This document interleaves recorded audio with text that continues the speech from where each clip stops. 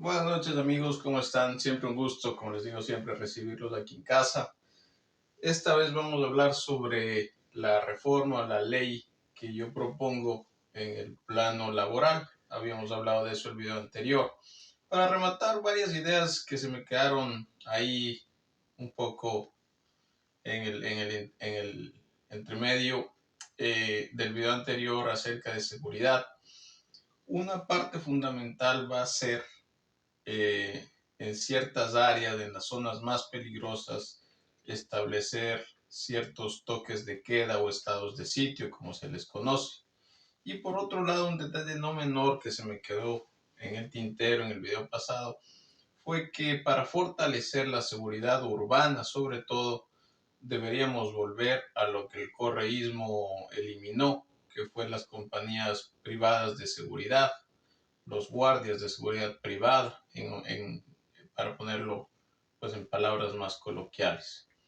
Esa ley que prohibió de cierta manera las compañías de seguridad privada, que las abolió, que las extinguió al final del día, debería volver a estar vigente para que los bancos y los locales comerciales en general puedan contratar con más flexibilidad guardias de seguridad privada que estén armados, que tengan su entrenamiento y su equipamiento necesario.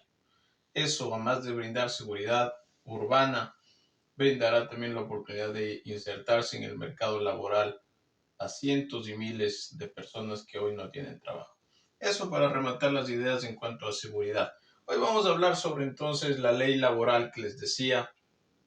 Tengo aquí un cuadro que les iré mostrando para ejemplificar mejor lo que quiero comunicarles. Sí, vamos entonces a los datos y luego entonces a la par iré desarrollando con ustedes mi idea sobre la reforma laboral. He visto las propuestas de ambos candidatos y una vez más la conclusión de siempre. Muy ambigua, muy divagante, no concreta y no explican ninguno de los dos cómo. Y el que lo hace, que es un poquito más certero en ese aspecto, es Daniel Noboa, y la verdad no me gusta para nada lo que vi y lo que escuché. Como ustedes saben, yo no tengo afinidad partidista con ninguno de los dos y pues no votaría por ninguno de los dos. El menos malo es lo que nos toca elegir y en este caso, muy a mi pesar, tengo que decir que el menos malo es Daniel Noboa. Ya les había dicho que si Daniel Noboa era un tiro en la pierna, Luisa González es un tiro en la cabeza. Ya verán ustedes qué es lo que prefieren. Vamos entonces a la ley laboral. ¿Qué nos dicen los datos? Los datos nos dicen que pleno empleo en el Ecuador es un 34.4%, que el subempleo es el 22.2% y que el desempleo es el 4.4%. Estos datos pueden variar. Ustedes saben que las estadísticas se mueven con una regularidad, ¿verdad? Vamos entonces a otros datos. El sueldo básico actualmente está en $450 mensuales y el costo de la canasta básica está en 764,71. Eso quiere decir que hay una brecha entre el salario y la canasta básica de $314,71. Esta brecha es inmensa. Y esta brecha alguna vez la describió muy bien, y en eso coincido, Leonidas Issa. Esta brecha que ustedes ven aquí se disimula en la sociedad, pero la sufre el campo. Es por eso que el campo, tantos siglos que han pasado, tantos años que han pasado y no sale de la pobreza, porque ellos absorben esta brecha. Ya les daré un mejor ejemplo sobre esto, ¿sí? ¿Qué propongo? Mi propuesta es eliminar muchas cosas que los políticos no lo dicen. Primero, porque perderían muchos votos. Y segundo, porque tampoco les conviene. ¿Sí? Mi propuesta. Eliminación de la mayoría de feriados. La mayoría de feriados. Eliminación del 13º y 14º sueldo. Eliminación de utilidades y la eliminación de liquidaciones. Yo sé que suena mal, pero estos cambios son en pro de un bien mayor. A cambio de estas eliminaciones, ¿qué podría yo ofrecer? ¿Verdad? A cambio de estas eliminaciones, yo daría una paridad entre el salario básico unificado y la canasta básica unificada. ¿Qué quiero decir con esto? Que esta brecha se eliminaría. Usted entonces pasaría a ganar de $450 a ganar 764,71. Esta es la base de mi reforma laboral. Yo sé que ustedes dirán es imposible, entonces la inflación y los precios y la inflación se regularían mediante una ley y reforma tributaria que abarcaré en un futuro video. ¿Cuáles son los obstáculos en este momento que no hacen posible la inversión, la tan ansiada y la tan cacareada inversión extranjera? Principalmente son dos: la inestabilidad política y la inestabilidad jurídica. A eso habría que sumarle la actual crisis de seguridad que vive el país. A ningún empresario, grande, mediano o pequeño, le quedan ganas de traer su compañía al país. En esta parte les hago una comparación entre Estados Unidos y Ecuador. La mayoría de países anhelan o se ilusionan en algún momento acercarse o, por qué no, ser como una de las potencias mundiales.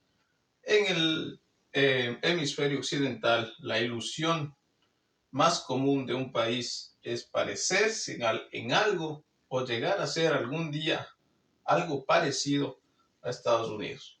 Yo vivo en este país hace más o menos 10 años, le soy muy grato, le tengo mucho cariño porque, como les había contado, mis hijas nacieron aquí, tengo familiares que viven aquí más de 50 años, entonces le tengo un respeto y un cariño especial, además de que me abrió las puertas y me está permitiendo desarrollarme. En Estados Unidos, los salarios son altos, sí, pero los gastos también son altos. Un ejemplo: una persona promedio puede ganar $4,000 mensuales, pero usted en Estados Unidos no va a encontrar una casa o un apartamento de renta por menos de $1,400 mensuales también. A eso tiene que sumarle comida, transporte, salud también. Entonces vemos que el ingreso es alto, pero los gastos también son altos.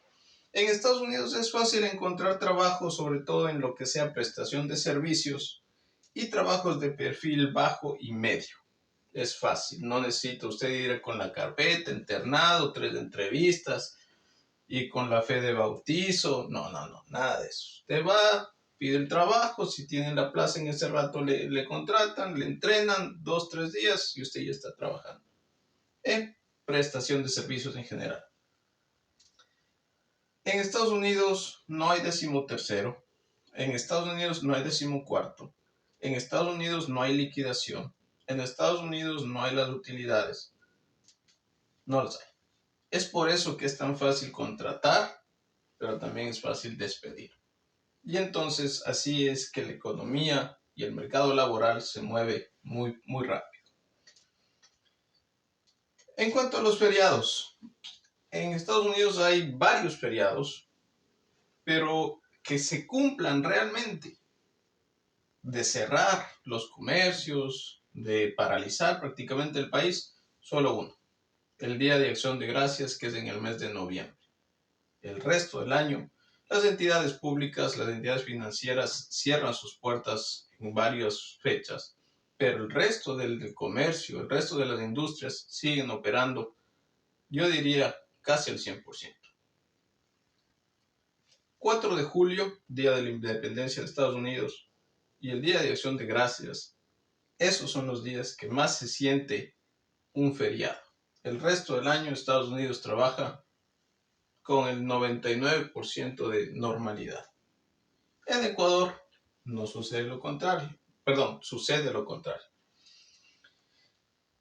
En Estados Unidos sí hay el pago por hora, que es algo que yo sí instauraría en el país. Y en Estados Unidos hay una gran cultura de pago de impuestos, porque los ves frente a ti. Tú pagas impuestos y ves carreteras, tú pagas impuestos y ves escuelas, ves hospitales, ves seguridad. Están frente a ti. Eso sí, para los correístas, sin sobreprecios. Ahí no hay Jorge Glass, ahí no hay Correas, no hay Odebrecht. A ellos en este país no les iría bien. En Ecuador, los salarios son bajos y los gastos en relación a esos salarios son altos. Ahora mismo, la gasolina aquí está cara, está como a 3,50 el galón y en Ecuador está más barato. Pero si nos vamos a hacer la relación salario a la relación ingreso-egreso, nos vamos a llevar más de una sorpresa. En Ecuador es difícil conseguir y luego mantener un trabajo. Es muy complicado. Con las garantías laborales que tienen los trabajadores en Ecuador, eso es bueno para los que consiguieron trabajo, pero a la vez es malo y es un obstáculo para los que no tienen un trabajo. ¿Sí? Es contraproducente. ¿Sí? Con garantías es bueno para los que consiguieron, pero es malo, es un obstáculo para los que están buscando un trabajo. ¿Sí? La idiosincrasia, es lo que les decía, es una cosa cultural. Es chistoso, pero es cierto. Cuando empieza el año, lo primero que se hace en las negociaciones del Ejecutivo con los diferentes gremios laborales es negociar ni siquiera el sueldo, negocian primero los feriados. Entonces estamos más pendientes, nuestra idiosincrasia nos hace estar más pendientes de cuánto vamos a descansar que incluso de cuánto vamos a ganar. Eso debe cambiar. Y eso ya no es culpa de ningún gobierno.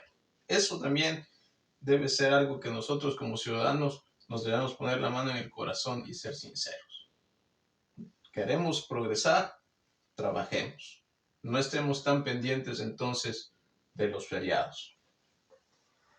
Aquí tengo entonces el siguiente punto, que es la inclusión del pago por hora. Es necesario, en una economía dolarizada sobre todo, es más factible hacer e incluir la remuneración por hora. Aquí yo he puesto 4,77. 4,77 por hora.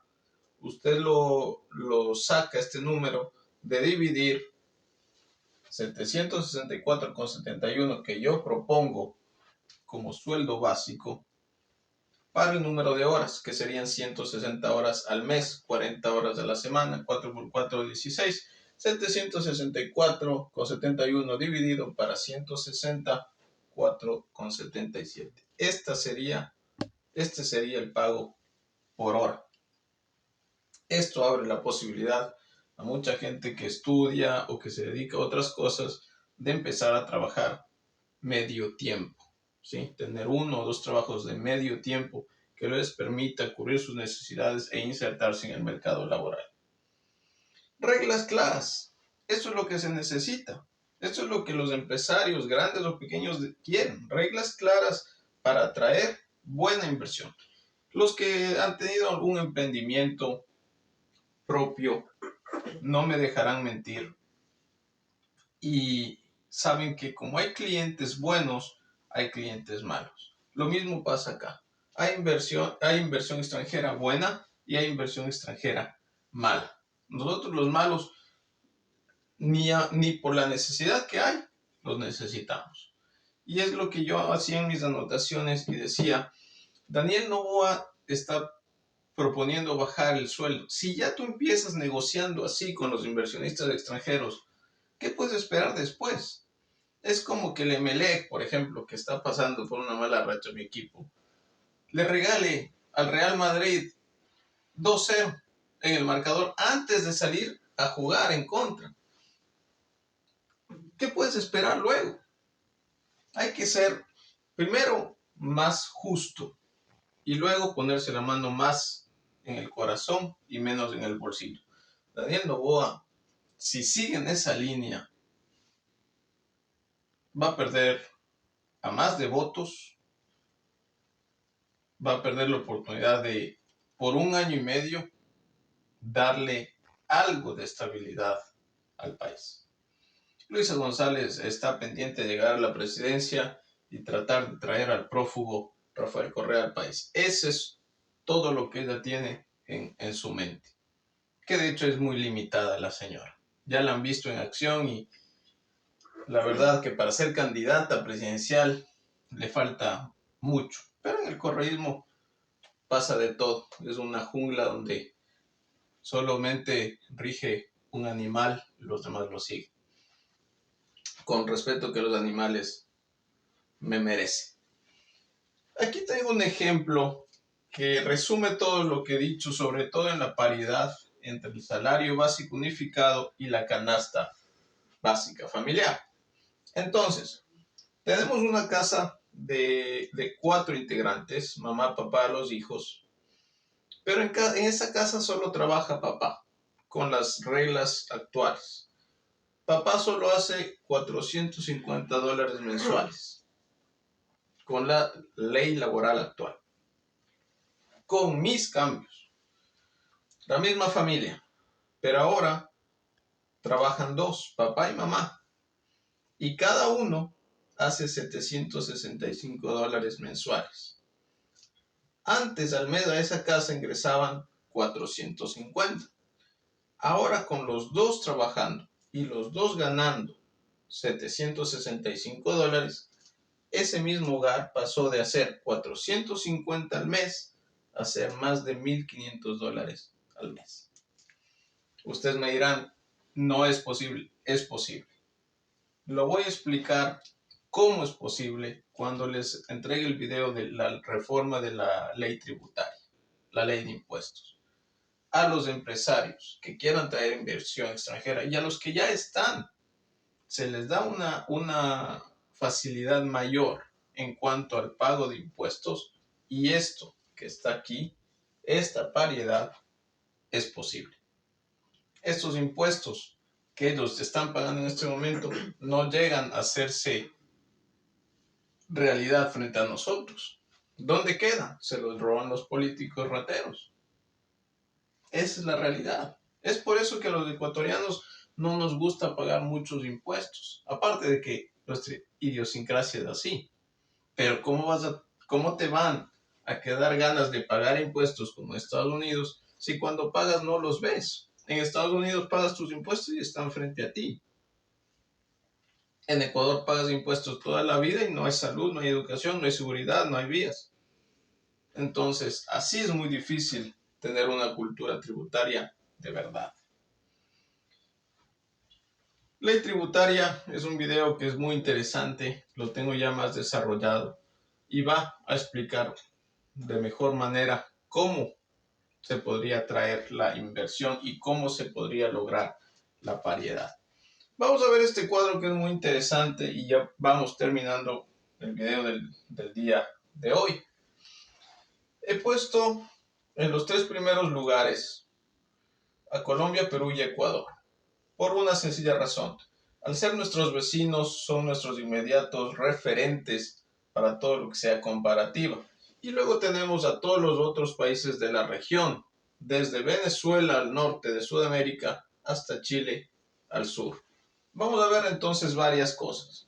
El salario básico, por ejemplo, en Colombia 242, en Perú 269, en Ecuador 450. De aquí se están agarrando para decir que para atraer la inversión extranjera, ¿sí?, hay que bajar el sueldo. Si la bajada del sueldo fuera tan buena y garantizaría traer inversión extranjera, Entonces Venezuela con un sueldo de $8 tendría mucha inversión extranjera. Todo el mundo estaría pasando sus empresas para Venezuela. Entonces ya vemos que claramente tener un sueldo más bajo no te garantiza la inversión extranjera directa. IED, inversión extranjera directa. Bolivia, 325. Brasil, 250. Argentina, $189. Esto está todo en dólares.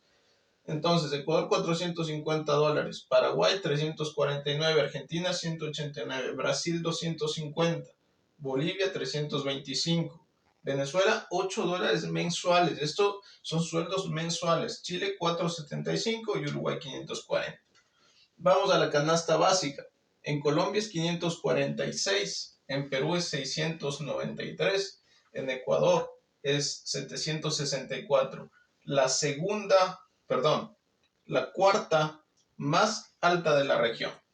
La más alta la tiene Uruguay con 1143, Chile con 1028, Venezuela 770. La canasta básica en Venezuela es $770 al mes, pero nomás el sueldo básico son $8.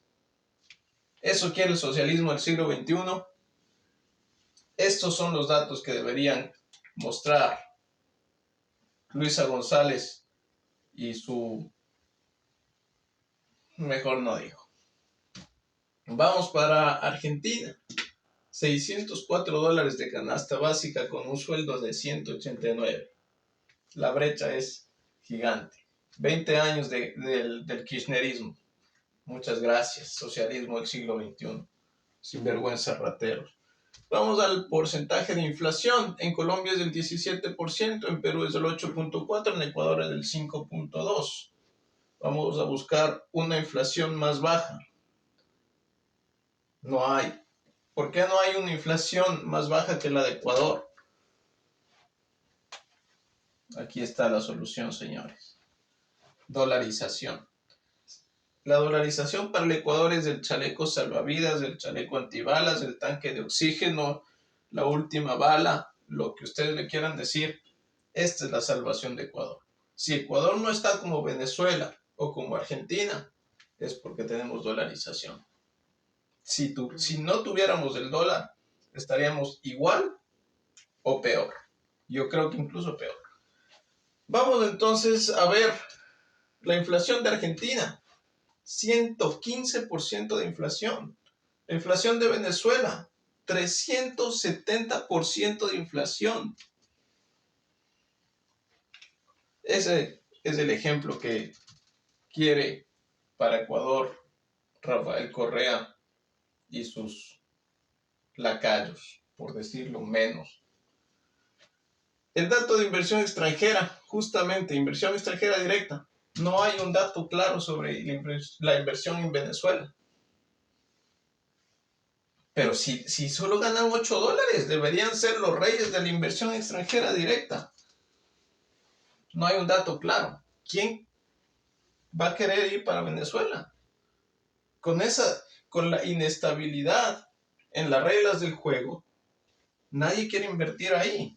No conseguí datos claros sobre Venezuela en la inversión extranjera directa, justamente. Entonces, el sueldo bajo no garantiza inversión extranjera directa. Señor Daniel Noboa, le está hablando un bachiller.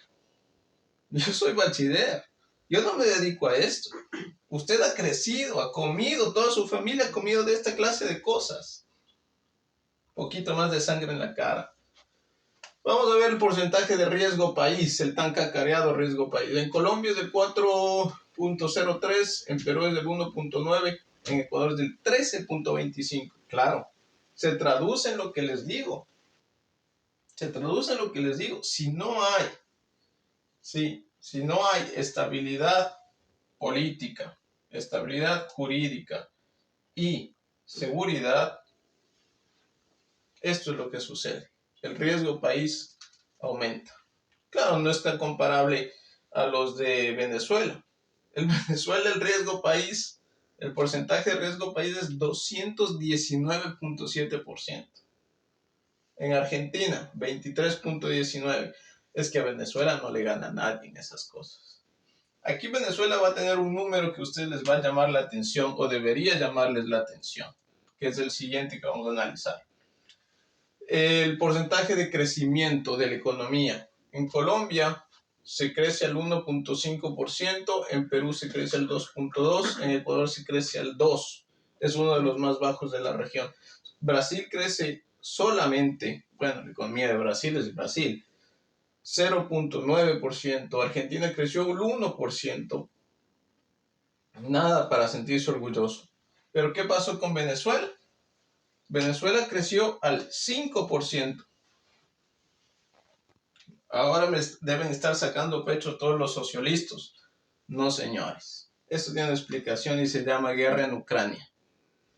Al Europa tener que comprar petróleo y gas de otros lados, ya no de Rusia, entonces Estados Unidos quitó sanciones. Estas sanciones quitadas le dan la oportunidad a Venezuela de crecer. 5. Es el crecimiento más alto de toda la región. Pero es por una circunstancia pasajera. El rato en que la guerra de Ucrania con Rusia, la invasión rusa para hablar con propiedad, porque eso es lo que está sucediendo. Eso no es una guerra, eso es una invasión de Rusia a Ucrania. El rato en que ese conflicto termine y que Europa vuelva a entablar relaciones energéticas con Rusia, este 5% desaparece.